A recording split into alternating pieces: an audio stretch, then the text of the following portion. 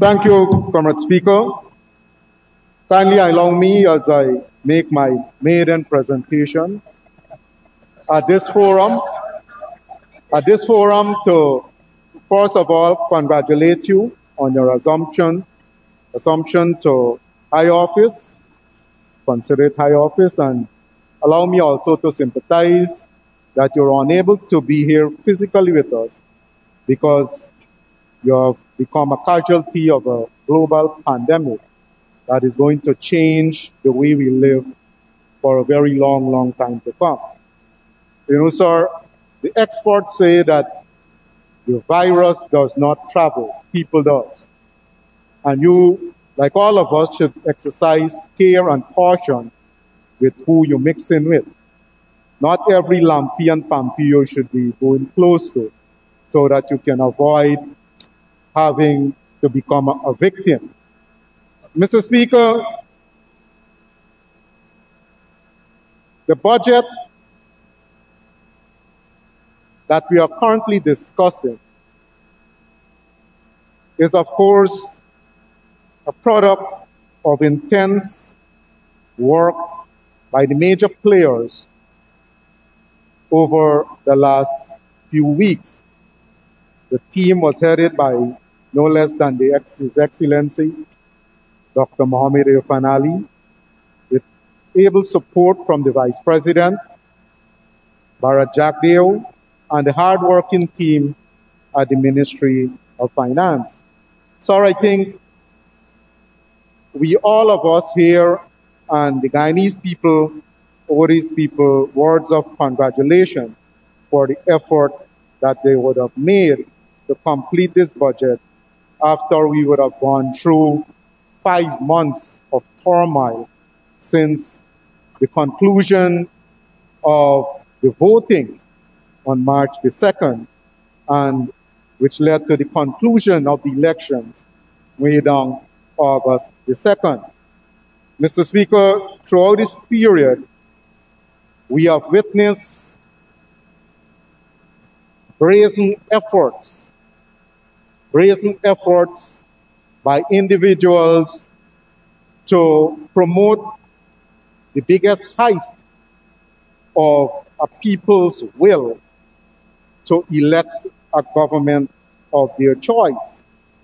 I recall former Jamaican Prime Minister Bruce Golding, who led the OAS mission to Guyana, saying, and I quote, "I have never seen a more transparent effort to alter the results of an election."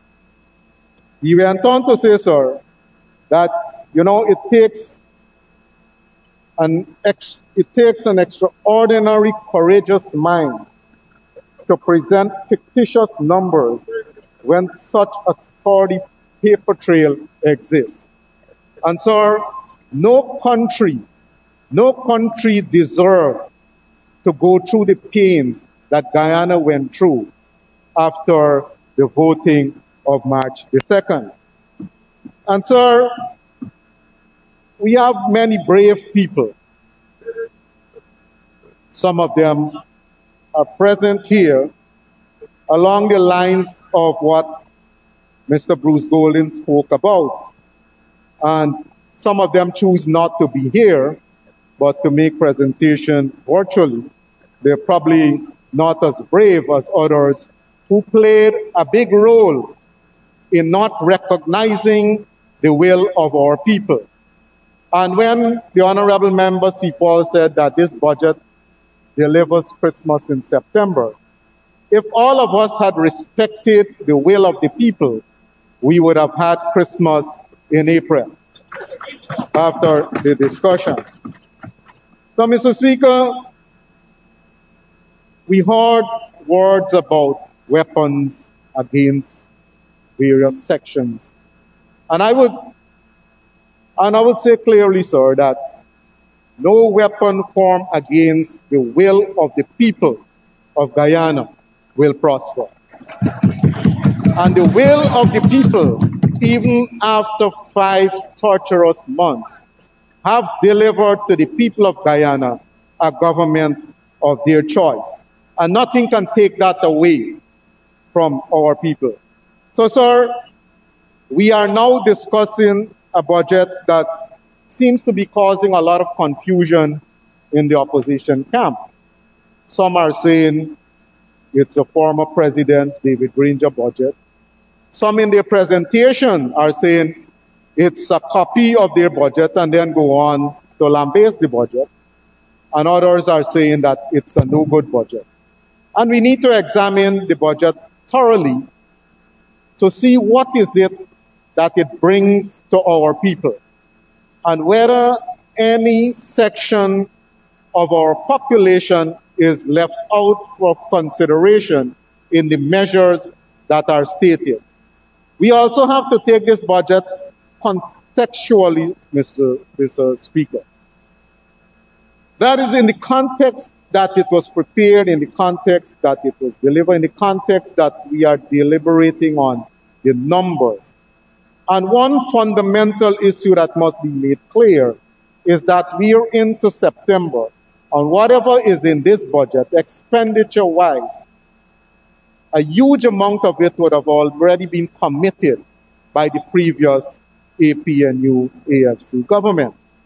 And this is the context in which the global pandemic also plays a major role in determining how we move forward.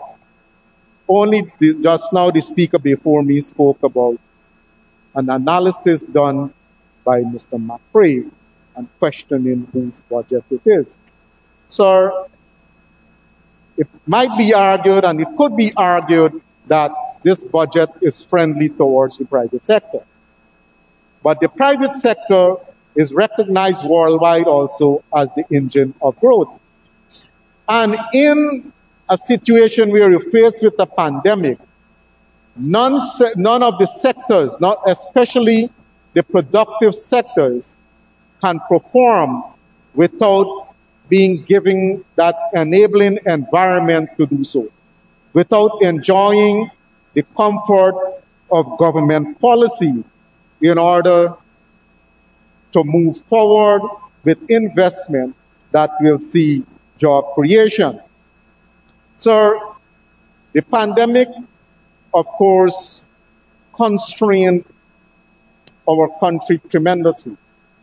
When we look at the numbers now, they appear to have been an inflation, and the politicians over on the other side will lay claim that it happened because of this administration ability to handle it.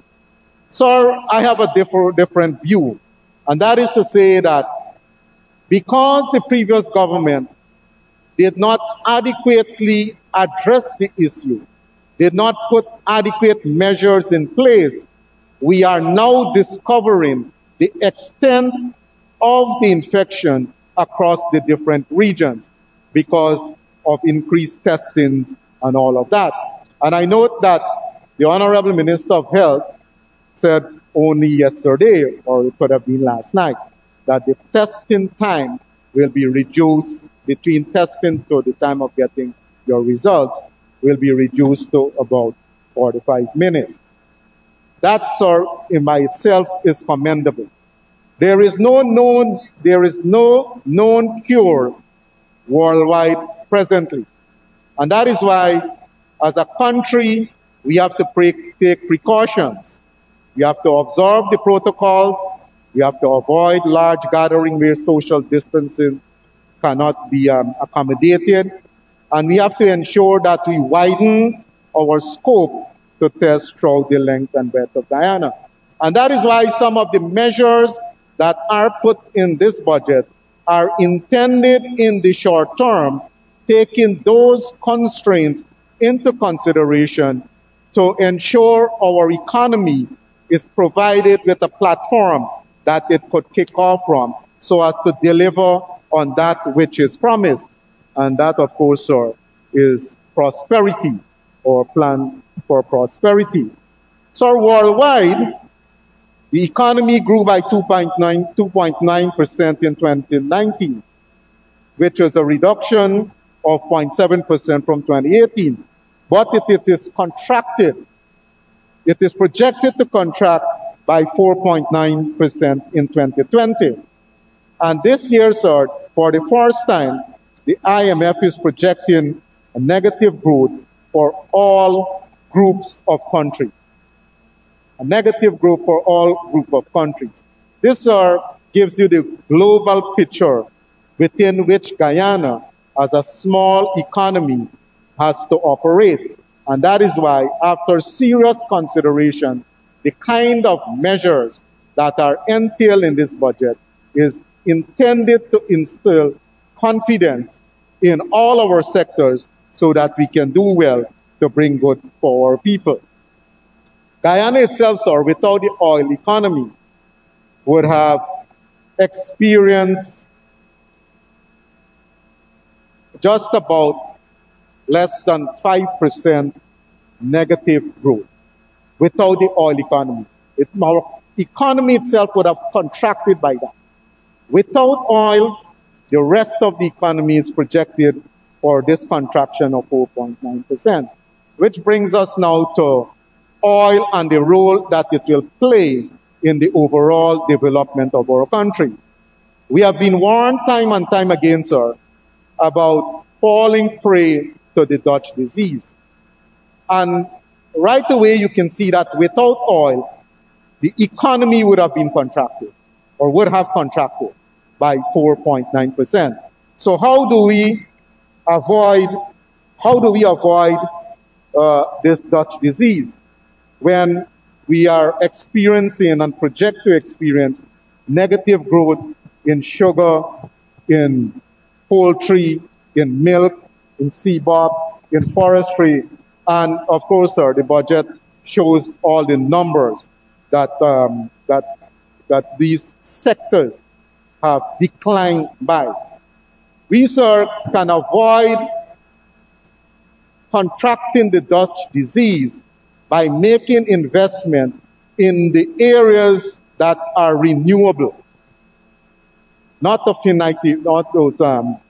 finite areas. And that is why we have to invest in infrastructure, we have to invest in agriculture, in tourism, in the extractive industries, and that is why we also have to invest in people, because the danger of collapsing is very real. And I would want to use the example of Kuwait, for example, as a country that depends a lot on oil, a very rich country, well, hitherto very rich, but currently that country is faced with financial difficulties and will be unable to pay salaries for November. And may we be reminded, sir, that Kuwait produces just about 2.9 million barrels of oil per day.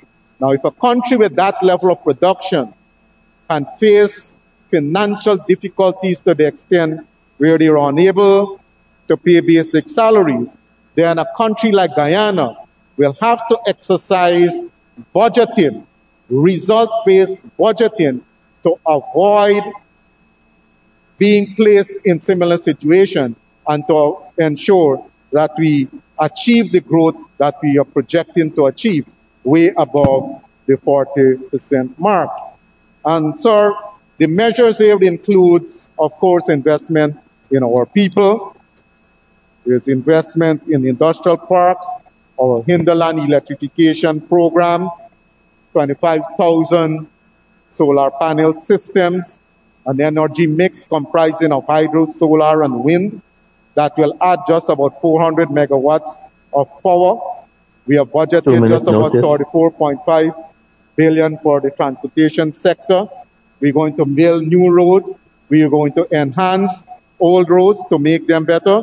And of course, to give incentive, we spoke a lot about the taxes. This budget says clearly, sir, that the new fees, the new taxes will revert back to the 2014 level. The farmers, especially in Region 5, will be happy to know that from a demand made by the APNU AFC of $15,000 per acre, they will now be required to pay $3,500 per acre, which is the 2014 level. Land rent will be reduced from $7,000 to $1,000. Drainage and irrigation charges will be reduced from $8,000 to $2,500. The dray cart operator, the fishmonger pushing his cart along, will not be required to pay these draconian fees. So these are the kind of investment that a government that knows that what it is about, these are the sectors that they will make investment in so as to stimulate our economy. And sir, you know, when we talk about the budget and in our presentation, we must also be careful to present the facts, because it's easy for anyone to check it and present it in a way that is analytical and that can give you the true picture. One of the honorable members, Mr. Speaker, I think is the honorable member Dineshwar, boastfully said that under the APNU, the rice industry achieved its highest target. So I will not quarrel with that, but I will go on to say that that target Before you was go achieved. On, honorable member, let me give you the true picture. You need an extension to conclude. Mr. Speaker, could I have my honourable colleague be given 5 minutes more to conclude? Thank you, Honorable Minister. Honorable Member, you have 5 minutes to conclude. Thank you, Mr. Speaker. So, sir, this target was achieved in 2015. What the honorable member did not say, sir, that by 2019, there was a reduction in rice production by 0.8%. Now, this is not much, but it tells you about trend. And trends are important in doing analysis. Likewise, sir, I could tell you that in 2009, rice production was 359,000 tons. But by 2014, it was 635,000 tons. Here again, over a similar period of time, we would have doubled production under the People's Progressive Party civic administration. Whereas the former government of the PNC, PNU, AFC, they came on a platform that was solidly built. They achieved the highest target in a couple of months because of what we had done. But after 5 years, that which they met, they were able, only as they are able to do, to reduce a good thing. To reduce a good thing. So some of these are some of the things that we have to deal with. My honorable colleague, Minister Susan Rodriguez, spoke about GWI. So, you know, delivery of water is essential. How do you justify an over 100% increase in staff when your output barely reached about 9%? 100% in staff from 600 and something to 1,300, and you barely increase your output. This shows clearly, sir, that the previous administration budgeting strategies were aimed at expenditures that are of a non-revenue nature. And a country cannot develop by making and spending in areas where you cannot hope to generate revenues. We are told about fantastic salaries for persons who are not even turning up for work. And this was replicated throughout the different agencies of government. And that, of course, was quite unhealthy for the economy. And that is why, sir, after 5 short years, the PNC, APNU, AFC, they're back where they belong, in the opposition.